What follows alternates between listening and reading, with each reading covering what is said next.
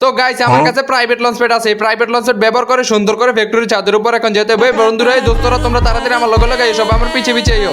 আমার মনে হয় আমার জীবনের প্রথম আমি ড্রামের উপরে এক চান্সে উঠে গেছি, অন্য সময় উঠতে গেলে পরে যে খেলি। আর আমার সাথে আমার টিমমেট গুলোকে রাখতে রাখতেছি আমি আমার মতো দুষ্টু বানাই ফেলতেছি, কারণ এনিমিকে কিভাবে চেতাইতে হয় এগুলো শিখেছি আমি। করে আমার ভালোবাসার টিমমেট এখানে আমরা উঠছি, আমাদের ভয়ে কোনো এনিমি আইতেছে না, এখানে এনিমি তুই আবার কই ফায়ার কর। আরে অলরেডি একটাকে গিয়ে জানি ডাউন করে দিছে, মানে আমার টিমমেট অলরেডি ডাউন করে রাখছে, যা তোর আমি কিলটা ফিনিশ করে দিলাম, তোর কাজ করে দিলাম আর কি, 50টা টাকা দিয়ে দিছি।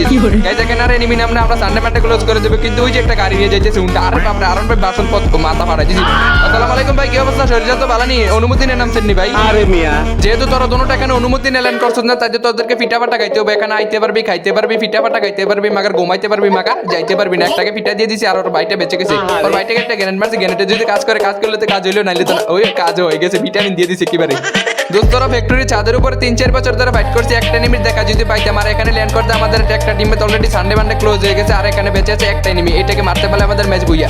এটাকে আমি ডেজার্ট টিকেল দিয়ে, মানে 4 ইঞ্চি ডেজার্ট টিকেল দিয়ে একটা ওয়ান টিপ দিয়ে ম্যাচটাকে বুইয়া করে ফেলবো। এটাকে শুধু ওয়ান টিপ মারবো, লো একটা দিছি পরে নাই, একটা কিসবিরি টান দিলাম, আরেকটা দিলাম, আরে পরে না রে, সমস্যা নেই, আমরা আরেকটা দিতে পারলে মরে যাবে। আরে আমার টিমমেট বাইরে দিছে, আচ্ছা ম্যাচ বুইয়া, ইয়েস।